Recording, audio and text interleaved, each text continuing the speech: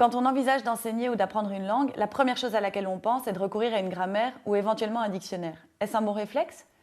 On a longtemps pensé que l'essentiel d'une langue résidait effectivement dans sa grammaire et son vocabulaire, et qu'il suffisait de bien les connaître puis de les associer pour communiquer dans une langue. Doublement à tort.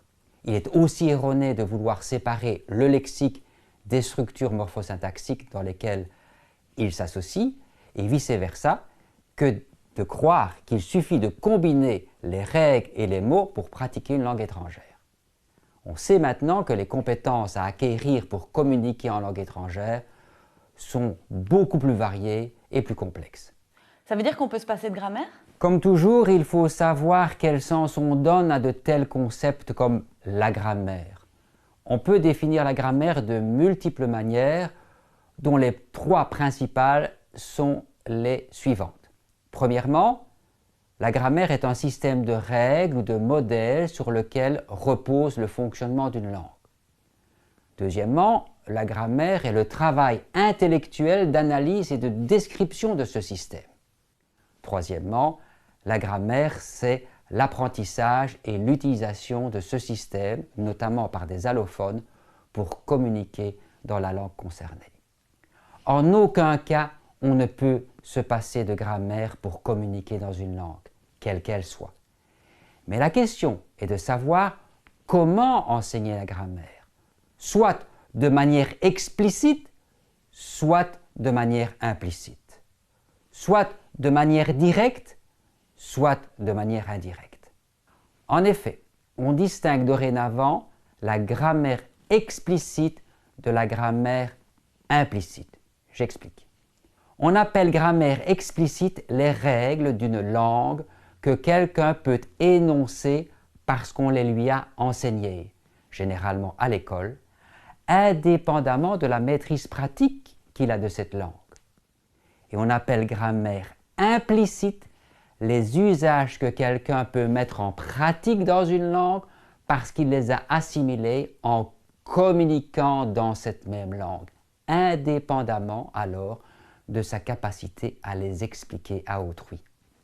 On parle aussi de compétences métalinguistiques pour la grammaire explicite, pour la distinguer des compétences strictement linguistiques que confère la maîtrise de la grammaire implicite, comme c'est le cas pour un enfant qui communique généralement très bien dans sa langue maternelle avant d'aller à l'école et d'y apprendre les règles.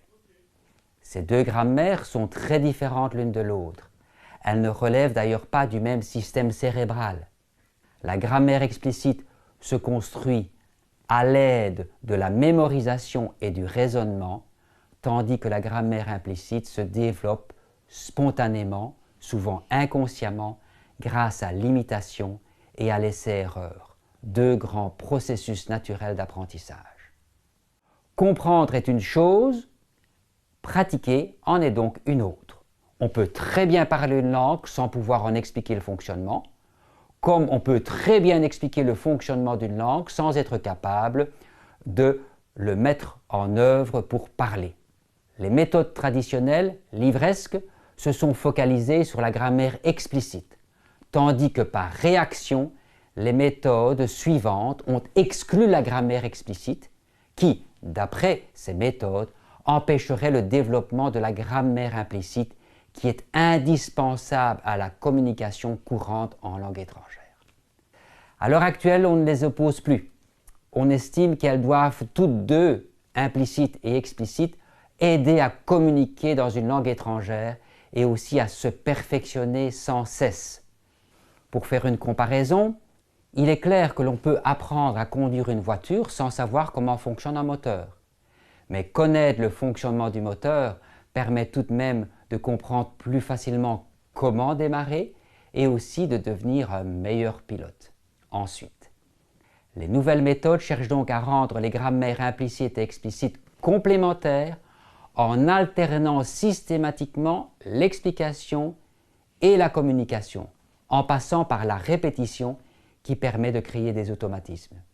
Il faut en tout cas retenir qu'il est inutile d'enseigner une règle de grammaire, explicite donc, que l'apprenant ne peut pas mettre aussitôt en pratique dans la communication, ce qui lui permettra de l'approprier, c'est-à-dire de l'intégrer progressivement dans sa grammaire implicite.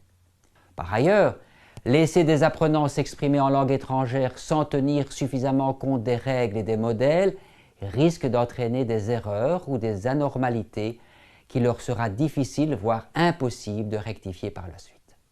À ce propos, il faut profiter des avantages de la classe par rapport aux situations de la vie quotidienne, où l'allophone n'a pas l'occasion de recevoir des explications adaptées aux problèmes que lui pose l'apprentissage de la langue étrangère. Bien sûr que ses interlocuteurs vont lui donner la possibilité de participer à des échanges authentiques, très stimulants, mais ils ne vont certainement pas pouvoir s'interrompre pour lui rappeler une règle, lui proposer un exercice ou le corriger. Finalement, la question n'est plus de savoir si on fait de la grammaire ou non, mais de savoir comment on peut combiner l'explication de grammaire, grammaire explicite, et la pratique de la communication, grammaire implicite, pour développer la maîtrise de la langue.